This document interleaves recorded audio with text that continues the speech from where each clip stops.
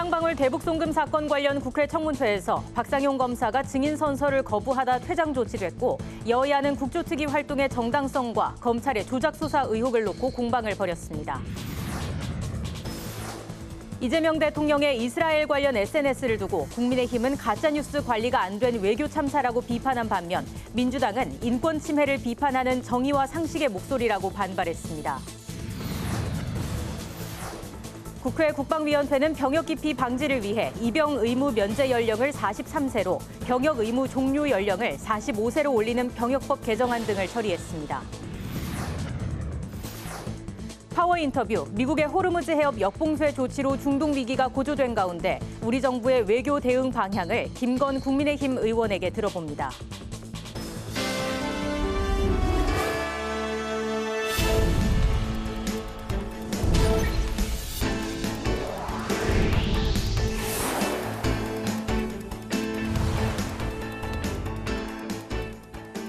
여러분 안녕하십니까? 4월 14일 화요일 국회 라이브 6 시작하겠습니다. 오늘 뉴스는 국정조사 특별위원회 중계방송으로 늦게 시작합니다. 검찰의 조작 기소 의혹 진상규명을 위한 국회 국정조사 특위가 오늘 쌍방울 대북송금 사건에 대한 청문회를 열었습니다. 당시 사건을 수사한 박상용 검사가 또다시 증인 선서를 거부하면서 여야는 거세게 충돌했는데요. 불출석한 김성태 전 쌍방울그룹 회장에 대해서는 동행 명령장도 발부했습니다. 강민지 기자의 보도입니다. 국정조사 특위 첫 청문회, 시작부터 핵심 증인인 김성태 전 쌍방울 회장의 불출석을 두고 고성이 오갔습니다. 민주당은 검찰 수사 과정에서 오염된 김 전 회장 진술에 대한 사실을 밝혀야 한다며 동행 명령장 발부를 주도했습니다. 이에 국민의힘은 여당이 자신들의 입맛에만 맞는 증인들을 채택하고 있다며 강하게 반발했습니다. 쌍방울 수사를 담당한 박상용 검사까지 재차 증인 선서를 거부하면서 갈등은 최고조에 달했습니다. 서영교 위원장이 선서 거부 사유를 서면으로 제출하라고 지시했지만 박 검사는 구두 소명을 요구하다 결국 퇴장 조치됐습니다. 증인 선서를 거부하는 박상용 증인에게 그 소명서를 지금 제출하세요. 다른 위원들께서도 들을 수 있게 제가 구두로 사유를 소명할 수 있게 해주십시오. 민주당은 이어 검찰의 봐주기 수사 의혹을 정조준했습니다. 검찰이 금감원으로부터 쌍방울 주가 조작 정황을 통보받고도 유리한 진술을 받아내기 위해 사건을 덮었다는 건데 검찰은 의도적으로 봐준 사실은 없다고 부인했습니다. 금감원에서 모든 자료가 있음에도 불구하고 이걸 받지도 않고.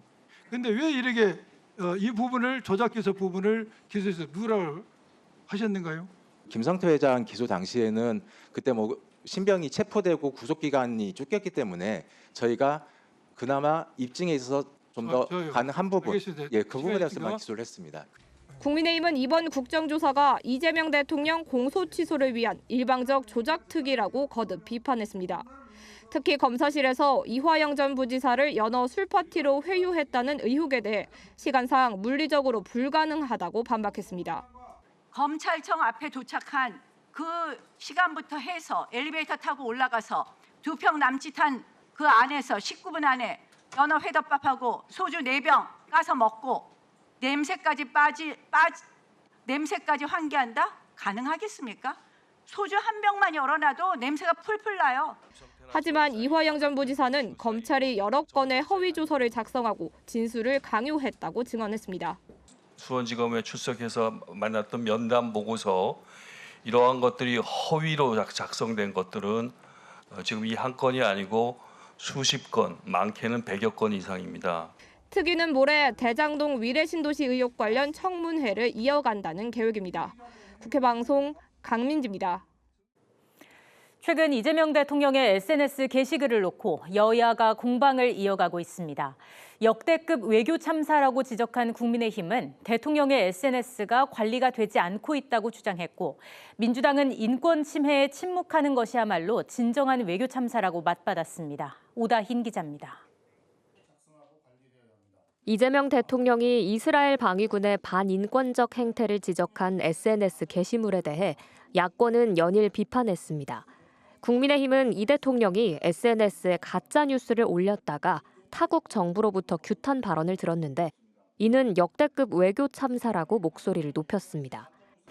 이재명 대통령님, 그 참을 수 없는 손가락의 가벼움, 언제까지 부끄러움은 국민의 몫이 되어야 합니까? 국민의힘은 이 대통령이 과거 룰라 브라질 대통령의 이스라엘 규탄 발언 영상을 공유했다가 삭제했다면서 해명을 촉구했습니다.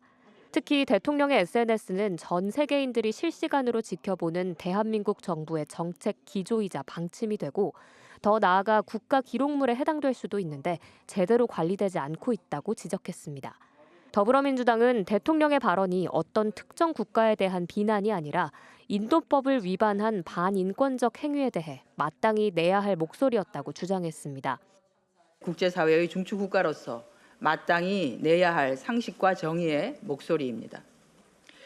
인권 침해에 침묵하는 것이야말로 진정한 외교 참사입니다. 특히 야당에서 외교 미숙이라면서 의도적이고 악의적으로 매도하고 있다고 비판했습니다. 이는 우리 정부의 외교적 권위를 스스로 깎아내리는 자해적 매국 행위라고 강조했습니다. 그러면서 정략적 정치 계산을 멈추고 인류 보편의 가치를 수호하는 대통령 행보에 초당적인 협력을 촉구했습니다. 국회방송 오다인입니다. 6.3 지방선거가 50일 앞으로 다가왔습니다. 지선과 함께 치러지는 국회의원 재보궐선거 지역이 10여 곳에 달할 것으로 예상되면서 미니 총선급이라는 평가가 나오고 있습니다. 확정된 지역과 예상 후보들을 김지수 기자가 정리했습니다. 현재까지 확정된 재보선 지역구는 10곳, 대통령의 지역구였던 인천 계양을을 포함해 시도지사 출마로 현역 의원들이 사퇴한 경기 하남 갑과 부산 북구 갑 등 7곳에서 보궐선거가 치러집니다. 민주당 의원들의 당선 무효형으로 공석이 된 경기 평택을과 안산 갑을 비롯한 3곳에서는 재선거가 실시됩니다. 민주당은 전략공천을 통해 전 지역에 후보를 낸다는 방침입니다. 설왕설래가 많은데 국회의원 재보궐선거 민주당 후보는 전 지역에서 다 출마합니다. 전 지역을 다 공천하겠습니다. 가장 주목받고 있는 곳은 전재수 의원의 부산시장 출마로 공석이 된 부산 북구 갑입니다. 한동훈 전 대표가 출마를 공식화했고 국민의힘도 후보를 낼 것으로 보입니다. 부산 북구에서 북갑 시민들의 삶을 조금이라도 더 나아지게 하기 위해서 최선을 다해볼 마음을 가지고 있습니다. 공당으로서는 있을 수 없는 일이라고 생각을 합니다. 경기 평택을은 오늘 조국혁신당 조국 대표가 출마를 선언했습니다. 조 대표는 윤석열 정권 3년은 너무 길다를 실현했다며 이제 국민의힘 제로와 부패 제로를 실현하겠다고 강조했습니다. 조국혁신당의 13번째 국회의원이 되어 집권 민주당 소속 의원보다 더 뜨거운 마음으로 내란 완전 종식, 진짜 개혁 완수라는 시대적 과제를 책임지고 실천하겠습니다. 한편 현역 의원들의 시도지사 출마 여부에 따라 충남과 대구, 광주, 제주 등 재보선 지역은 더 늘어날 가능성이 높은 상황입니다. 국회방송 김지수입니다.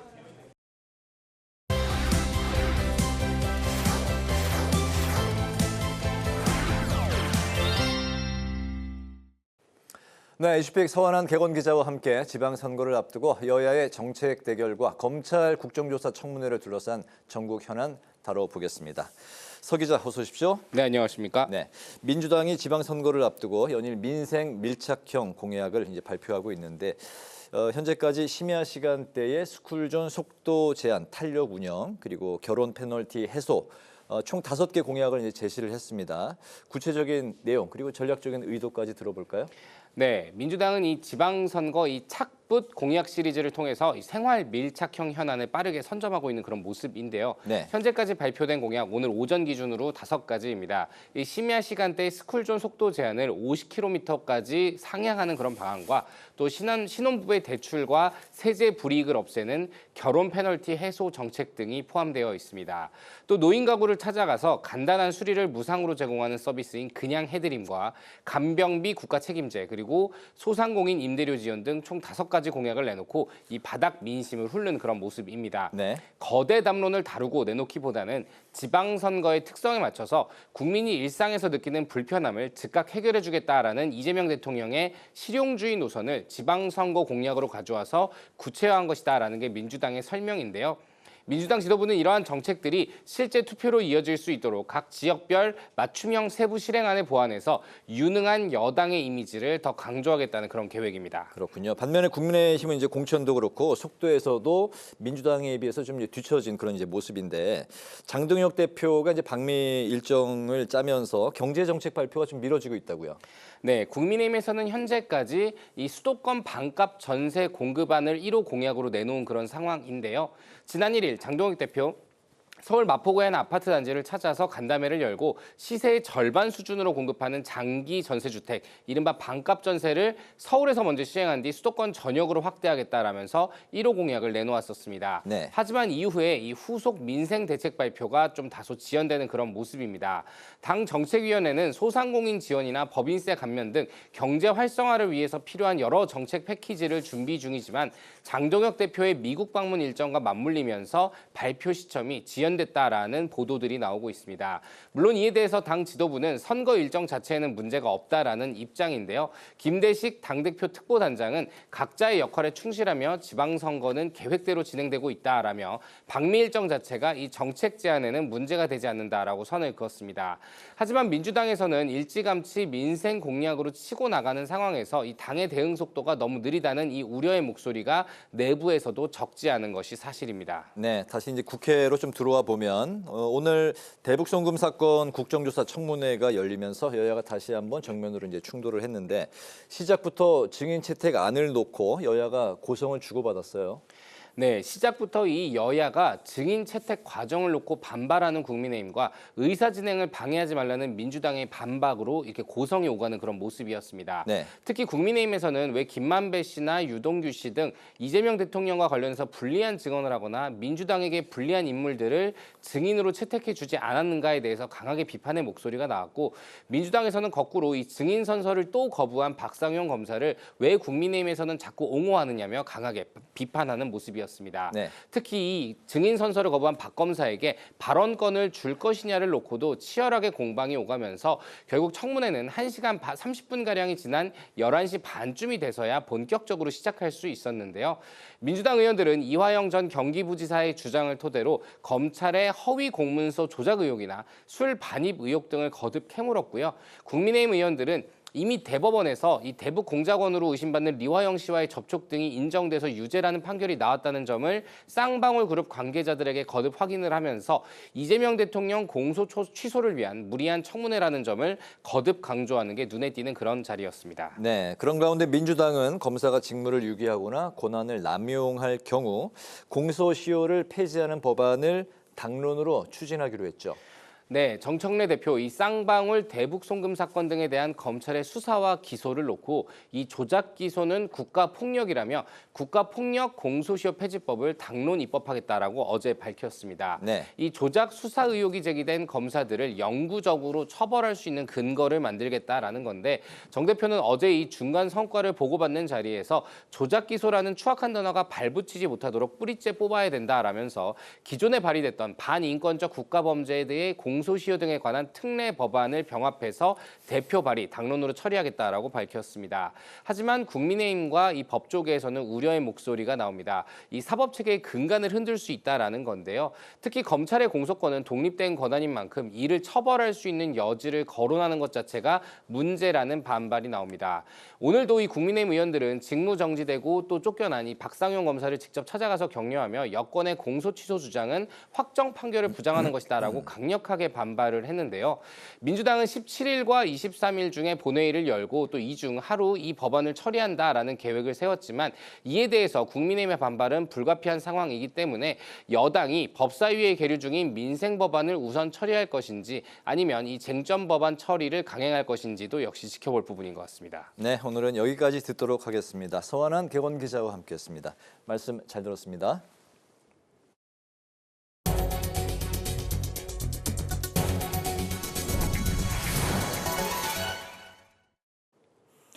국회 국방위원회가 병역 기피 목적으로 해외에 장기 체류하는 사례를 차단하기 위해 입영 의무 면제 연령을 상향하는 법안을 처리했습니다. 이 밖에 국방 반도체 육성과 지원을 위한 위원회 설치 법안과 방위 산업을 지원하기 위한 방위사업법 개정안 등도 통과됐습니다. 김미정 기자입니다. 국방위원회가 전체 회의를 열고 입영 의무 면제 연령을 38세에서 43세로 병역 의무가 종료되는 연령도 40세에서 45세로 높이는 병역법 개정안을 의결했습니다. 일부 병역 의무자들이 해외 장기 체류를 통해 병역을 면탈했다가 면제 연령을 지나서 한국 취업을 시도하는 사례를 막겠다는 겁니다. 또 언론이 요청하는 경우 병역 기피자의 인적 사항 등을 제공할 수 있도록 했습니다. 이 밖에 방위 산업 기술을 유출하면 처벌을 강화하는 법안과 국방반도체 육성과 지원을 위해 국방반도체 추진위원회를 설치하는 법률안 등도 의결됐습니다. 국방위는 여야 의원 73명이 발의한 사북사건 국가사과 이행 촉구 결의안도 채택했습니다. 국방위는 우리나라의 군수물품이 부족하다며 정부를 향해 여러 나라들과 군수물자 지원 협정을 다각화해달라고 요청했습니다. K9 자주포를 호주에 우리가 여러 회사들, 기업들이 이제 판매도 하고 있는데 유사시에 그걸 우리가 빌려다가 대여에다 쓸 수도 있고 이런 협력이 틀이 평소부터 갖춰져야 하거든요. 이란 전쟁 관련 미국이 한국을 비협조국으로 규정하면서 패키지 안보 청구서를 내밀 수 있다는 우려도 나왔습니다. 우리 정부가 좀 전략적 모호성을 입장을 고수하다 보니까 안보 비용이 앞으로 점점 더 커질 수밖에 없는 이런 상황 속에서 우리 장관께서 또 우리 군이 우리 정부가 아주 중심에 딱 서는 그런 스탠스를 취해주시면 좋겠다. 대미 또 대이란 관계를 포괄적으로 고려해서 여러 가지 방식, 절차 또 대메시지도 신중히 조율하면서 나가도록 하겠습니다. 성일종 국방위원장은 북한이 최근 무기 고도화로 안보 위협을 키우고 있다며 모두 만반의 준비를 갖춰달라고 덧붙였습니다. 국회 방송 김미정입니다.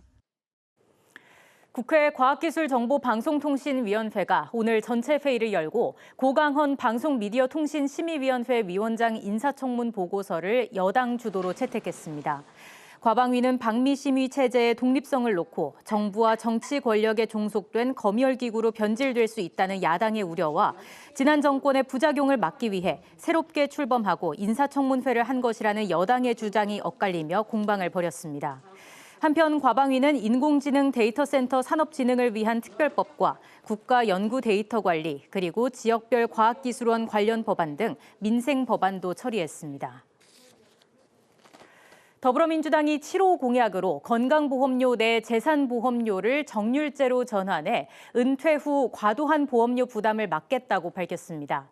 민주당 착붙 공약 프로젝트 TF는 재산 규모에 따라 보험료를 부과하겠다는 취지의 재산보험료 정률제 전환은 재산이 적을수록 더 높은 보험료율이 적용되던 현행 제도의 문제점을 개선했다고 설명했습니다.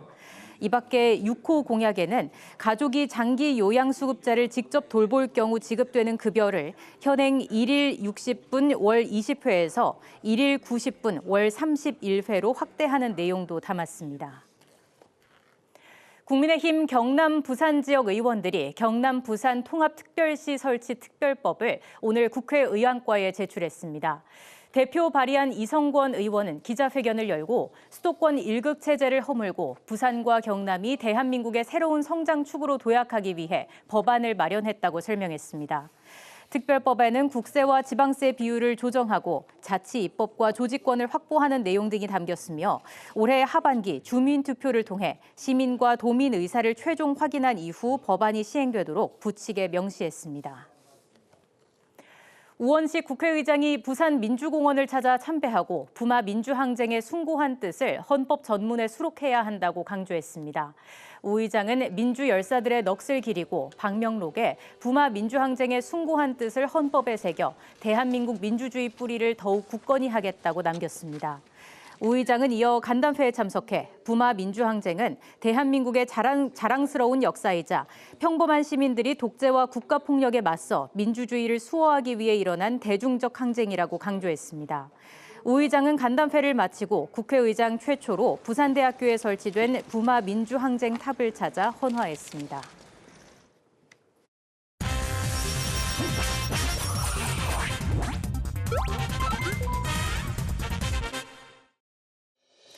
(4월 14일) 정치권의 뜨거운 말말말 오늘의 정치톡입니다. 첫 번째 주제는 재보선 흔들 변수입니다. 50일 앞으로 다가온 6.3 지방선거와 함께 국회의원 재보궐선거가 전국 10곳 이상에서 치러질 것으로 예상되는 가운데 그야말로 미니 총선급이 될 거라는 관측이 나옵니다.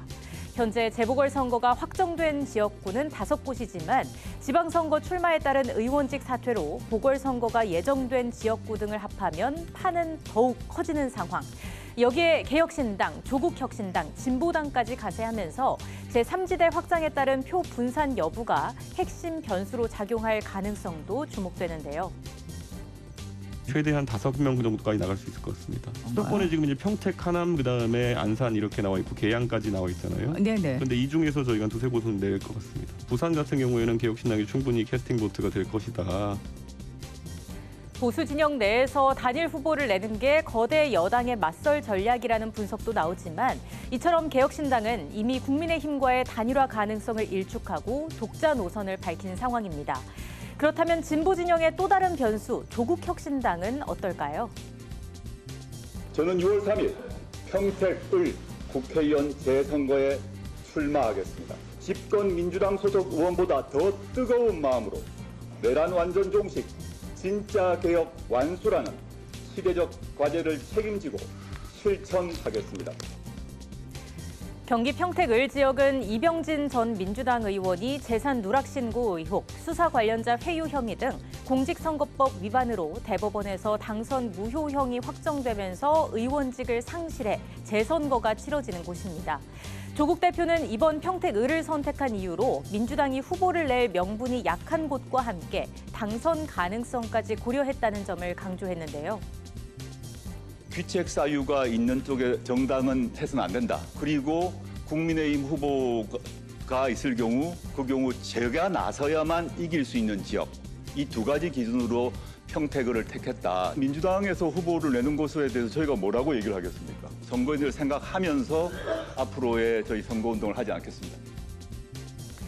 이로써 평택을 지역은 민주당과 진보당 등과의 범여권 선거 연대가 최대 변수 중 하나이기도 한데요. 현재 민주당에서는 김용 전 민주연구원 부원장의 출마 가능성이 거론되고 진보당 김재현 상임대표는 일찌감치 평택을 출마를 선언한 상황입니다. 이 같은 다자구도가 국민의힘의 어부지리를 안겨줄 우려가 있다는 점도 지적되고 있는 만큼 선거 막판으로 갈수록 범진보 단일화에 대한 압박이 있을 것으로도 예상이 되는데요. 제3지대 정당들의 움직임이 향후 선거 지형에 또 어떤 변수로 작용할지 주목됩니다. 두 번째 주제는 부산 북갑 빅매치입니다. 전재수 의원의 부산시장 출마로 재보궐이 예상되고 있는 부산 북갑 지역이 최대 격전지로 떠올랐습니다. 민주당으로부터 출마 러브콜을 받고 있는 하정우 청와대 AI 미래기획수석의 출마 여부 또한 주목되고 있는데요. 만약에 대통령이 네가 결정해라라고 하면 뭐라고 하실 거예요? 저는 남는 걸로 결정을 하겠죠. 물론 이게 부산이 중요하지 않다라는 의미가 아니고 참모는 의사결정권이 없지 않습니까? 네가 결정을 해라라고 할 수도 있는 거고 혹은 어떤 게 국익에 가장 최선인지 어떤 게 국가 이익에 가장 부합하는지를 기준으로 결정을 하시겠죠. 이처럼 선을 그은 듯하면서도 대통령의 의사에 따라 가능성을 일부 열어두면서 하수석의 출마가 8부 능선을 넘었다던 민주당 지도부의 자신감의 결과에도 관심이 쏠립니다. 아직 정청래 대표와의 공식적인 만남은 가지지 않은 것으로 전해지고 있는데요. 이런 가운데 한동훈 전 대표가 부산 북갑 무소속 출마 의지를 사실상 공식화하며 하정우 수석과의 빅매치 성사 가능성도 최대 관전 포인트로 꼽힙니다. 제가 북구에 있는 만덕에 집을 구했고요. 저는 앞으로 여기서 정치를 계속할 생각입니다. 부산 북갑이야말로 제가 몸을 던져서 많은 힘들과 함께 같이 정치하기 정말 좋은 곳이다. 대통령이 가라고 구체적으로 해야만 나가겠다. 자기 자신에게는 선택지가 없다. 이런 표현을 하시던데요. 정치인이 대통령 보고 정치하는 게 아니라 시민들 보고 정치하는 거잖아요. 이에 보수표 분산을 우려하는 시각과 공당의 공천 기능을 포기할 수 없다는 시각이 충돌하면서 부산 4선인 김도읍 국민의힘 의원이 당 지도부에 부산 북갑 무공천을 공식 건의했습니다. 한동훈 전 대표는 부산 북갑에 지금 출마하는 게 기정사실로 걸로 확인이 되지 않습니까? 그러면 민주당에서도 후보를 낼 것이고 우리 당에서도 후보를 내고 또는 3자 구도가 되고 그러면 좀 우리 당이 힘들지 않겠습니까? 한동훈 전 대표를 설득을 해서 우리 당과 민주당을 양자 구도로 만들든지 그 방법도 있거든요. 근데 그러지를 않고 그러지 못하고 있지 않습니까? 진짜 답답한 마음에 무공천도 방법이다. 이런 거죠. 현재 국민의힘에서는 윤석열 정부 초대 국가보훈부 장관을 지낸 박민식 전 의원이 일찍이 부산 북갑 출마를 공식화하고 선거운동을 준비 중인데요. 출마를 저울질 중인 하정우 수석과 무소속 출마를 공식화한 한동훈 전 대표 간의 빅매치가 과연 성사될 수 있을까요? 지금까지 오늘의 정치톡이었습니다.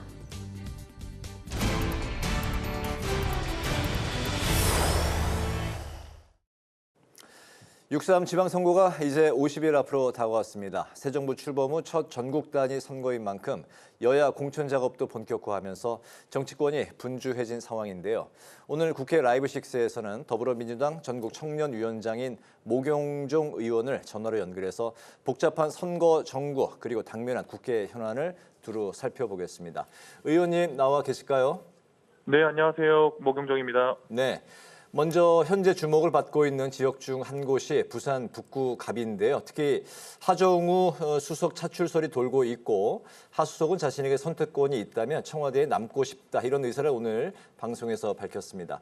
당내에서는 하 수석의 차출 필요성 그리고 실제 출마 가능성을 어느 정도로 보고 있을까요? 기본적으로 하정우 수석이 훌륭한 인재이고 현재 이재명 대통령의 참모로서 훌륭한 역할을 하고 있는 것을 부인하는 사람 아무도 없을 겁니다. 당 내에서도 하정우 수석의 능력을 높이 평가하고 있고요. 그럼에도 불구하고 현재는 이재명 대통령님의 참모로서 그 역할의 그 무게감을 잘 알고 있는 사람인지라 대답을 하는 것에 신중을 기하는 것 같고요. 그런 사유에서도 이번 부산 북갑이 민주당에서 차지하는 위치가 정말 중요한 위치입니다. 그래서 하정우 수석이 되었건 아니면 다른 인물이 되었건 간에 정말 일 잘하고 부산 북갑을 전재수 의원만큼이나 챙길 수 있는 분으로 공천할 준비를 하고 있습니다. 예. 그리고 오늘 조국 대표가 경기 평택을 재보궐선거 출마를 선언하면서 민주당의 무공천을 압박했습니다. 민주당 도움 없는 조국 대표의 독자 행보는 어떻게 보고 계실까요? 물론 선거공학, 정치공학 이런 걸로 보면 조국 대표님 입장에서는 민주당이 무공천해주면 가장 좋겠죠. 제가 조국 대표님의 이야기 중에서 공감할 수 있는 건 국민의힘 제로 선언, 이 정도는 제가 공감할 수 있습니다만 기본적으로 평택 시민들, 평택 주민들의 선택에 달려 있는 것입니다.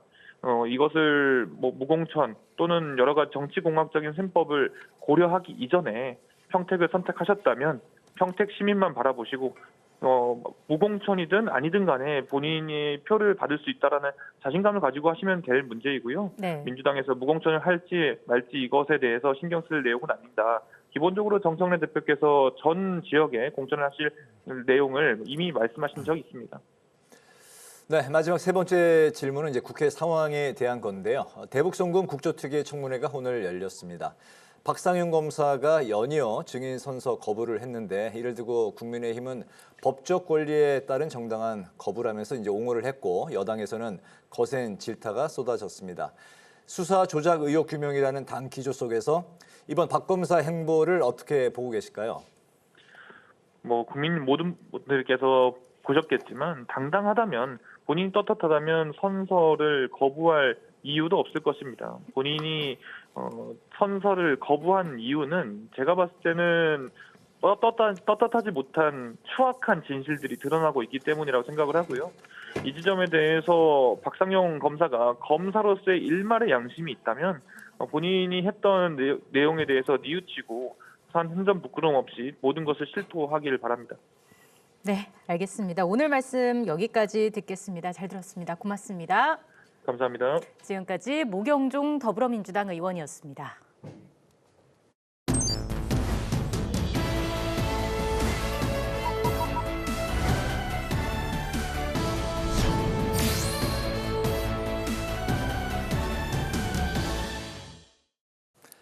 정치 현안에 대한 입장과 해법을 국회의원에게 직접 들어보는 파워 인터뷰. 오늘은 김건 국민의힘 의원과 함께 중동 사태 장기화에 따른 대응 방안을 살펴보겠습니다. 의원님 어서 오십시오. 반갑습니다. 안녕하십니까? 네, 안녕하십니까. 김건희입니다.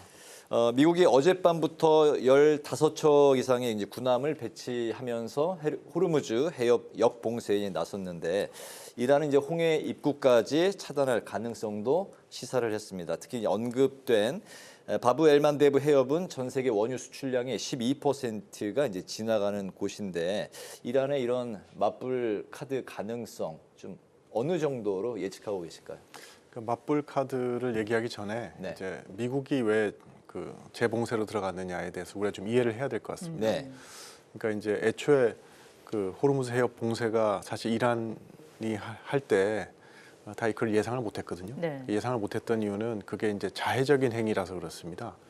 왜냐하면 호르무즈 해협을 통해서 가장 많은 그 식량을 수입해야 되고 물품을 수입해야 되고 그다음에 원유를 수출해야 될 게 또 이란이지 않습니까? 근데 그게 봉쇄가 되면 그러면 이란 경제 타격을 주는 거니까 스스로에게 타격을 입히는 행위를 한다는 것이 이해가 안 됐던 거죠. 그래서 그런 예상을 못했는데 이제 그걸 하지 않았습니까? 그걸 했는데 그 다음에 잘 보니까 이제 이란이 하려는 것이 해협을 봉쇄하는 것보다는 본인이 원하는 배들은 빠져나가게 하고 다른 배들은 못 갔게 하는 소위 말해서 호르무즈 해협을 통제하려는 식으로 이제 가니까 만약 그 이란이 호르무즈 해협을 통제를 하게 되면 사실은 이란이 큰 카드를 갖게 되는 거지 않습니까? 그러니까 자기들은 버틸 수 있고 상대방한테는 큰 타격을 주고 이런 거니까 그 카드를 없애야 되는 게 이제 미국의 필요가 되니까 미국이 이제는 봉쇄를 하고 다른 선박은 다 통과시키고 이란 관련 선박은 통과 안 시키겠다 이렇게 나오는 거거든요. 그래서 장군 멍군을 한 겁니다.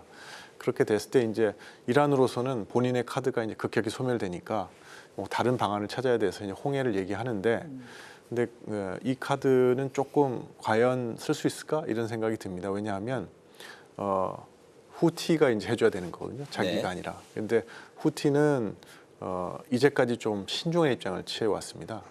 그러니까 후티는 이제 그 헤즈볼라가 조금 이란의 영향력이 강력하게 미치는 세력인데 반해서 후티는 기본적으로 동맹 세력이라고 볼 수 있는 거거든요. 근데 후티는 조금 그러니까 이제까지 보면 행동이 이란의 지시대로 움직이진 않았었기 때문에 이란이 지금 막 요구를 한다고 해서 후티가 응할까 그런 문제가 있고 후티 자체는 후티 그 예멘 북부의 경제 상황이 지금 아주 안 좋습니다. 그래서 여기에 잘못 말려들었을 때 또 후티 자체에 또 그 위험이 있기 때문에 그래서 지금 위협은 하고 있지만 과연 이 카드가 될지는 조금 저는 의문이 있습니다. 실제로 이 카드를 쓸 수 있을지는 조금 더 지켜봐야 할 것 같다라는 말씀이신 그렇습니다. 거고요. 이런 가운데 우리 정부가 이란과 협의 과정에서 호르무즈 해협 내 한국 선박 정보를 공유한 것으로 알려졌습니다. 이 해협을 통과하지 못한 한국 선박이 26척이고 한국 선원은 173명인 것으로 알려지고 있는데 그간 모든 선박의 자유로운 통항 원칙을 강조하면서 이란과의 양자 협의에 신중했던 정부의 어떤 기조 변화는 어떻게 보시는지요? 그러니까 이게 기조 변화인지에 대해서는 좀 살펴봐야 될 것 같습니다. 왜냐하면 이 기조가 변하면 안 되거든요. 왜냐하면 그 자유통항의 원칙이라는 것이 우리처럼 전 세계에 상품을 수출해서 먹고 사는 나라한테는 가장 중요한 원칙입니다. 이게 깨지면 뭐 호르무즈 해협뿐만 아니라 세계 해협이 여러 개가 있는데 다 문제가 생기는 거니까 그래서 기조를 바꾸지 않는 범위 내에서 아마 이란과 접촉하고 있을 거로 저는 생각을 하고요. 만약에 기조를 바꾸는 거라 그러면 거기에 대해서는 상당히 문제가 있다 저는 그렇게 보고 있습니다. 그렇군요. 어쨌든 그 미국과 이란의 1차 협상이 이제 결렬이 됐는데 물밑 접촉이 계속해서 있는 걸로 이제 전해지고 있고 휴전이 21일에 이제 종료가 되는데 또 연장 가능성도 거론이 되는 상황에서 조금 전에 종료 전 2차 협상이 좀 조기에 빠르면 뭐 이르면 모레 아니면 이번 주 후반 미국과 이란이 파키스탄이나 스위스에서 개최될 가능 2차 협상이 개최될 가능성이 외신들이 잇따라 지금 전망을 내놓고 있는 상황입니다. 실제 2차 협상이 이번 주에 있을 가능성 어떻게 보십니까? 저는 이제 협상이 시작됐다고 저는 생각합니다. 근데 이제 전쟁이라는 게 시작은 쉬워도 끝내기가 엄청 어렵거든요. 옛날에 이제 한국 6.25 전쟁 때도 사실상 전쟁이 1년에 끝났지만 휴전 협상을 한 2년 한 거지 않습니까? 지금 우크라이나 사태도 뭐 지금 4년을 끌고 있지 않습니까? 종전 협상이 잘 안 돼가지고. 그래서 이게 이제 다만 이제 이번에는 아직까지 이제 미국이 지상군을 투입 안 한 상황에서 벌어지는 거기 때문에 단기에 끝날 가능성이 다른 전쟁보다는 좀 크다고 생각하는데 그렇지만 그렇다고 해서 이게 뭐 만나가지고 2주 안에 끝나고 3주 안에 끝나고 그러기는 쉽지 않습니다. 그렇지만 지금 그 협상 과정을 시작한 거니까 양쪽 다 그리고 이제 이 지금 종전으로 가는 게 이익이 되기 때문에 그런 합의점을 찾기 위한 노력이 앞으로 계속될 거라고 보고요.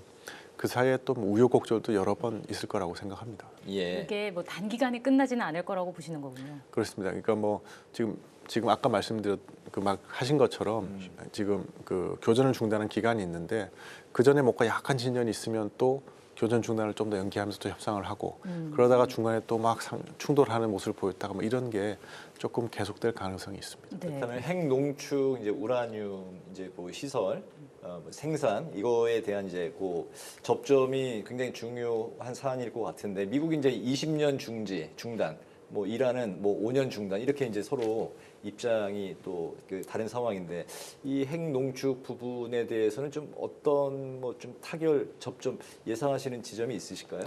저는 사실은 그게 월스트리트 저널에서 난 보도인데 뭐 사실이 확인된 건 아니지 않습니까?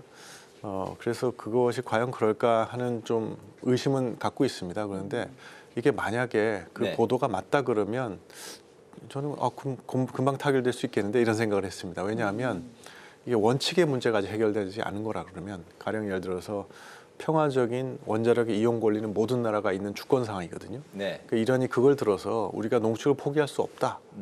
이런 입장이고 미국은 농축을 포기해라 이런 입장이면 그거는 사실은 타협하는데 시간이 많이 걸린다고 보는데 지금 그게 아니라 기간만이 문제라 그러면 한쪽은 20년, 한쪽은 5년이라 그러면 중간에 뭐 어디 이제 타협점을 찾을 수 있을 것 같거든요. 그래서 저는 이 기사를 보면서 만약 이런 기사 사실이라 그러면 생각보다 좀 저는 이제 상당히 좀 길게 협상이 될 거라고 생각했는데 협상이 길지 않고 어느 정도 매듭을 지을 가능성도 있겠구나 이런 생각이 들었습니다. 네, 중동 사태가 의외로 이제 좀 계속해서 장기화 전망이 나오고 있고 대통령이 오늘 국무회의를 열고 이제 비상 체제를 확고히 하겠다 이렇게 이제 다시 한번 밝혔는데 우리 외교 뭐 대응 전략 방향 좀 어떻게 설정을 해야 될까요?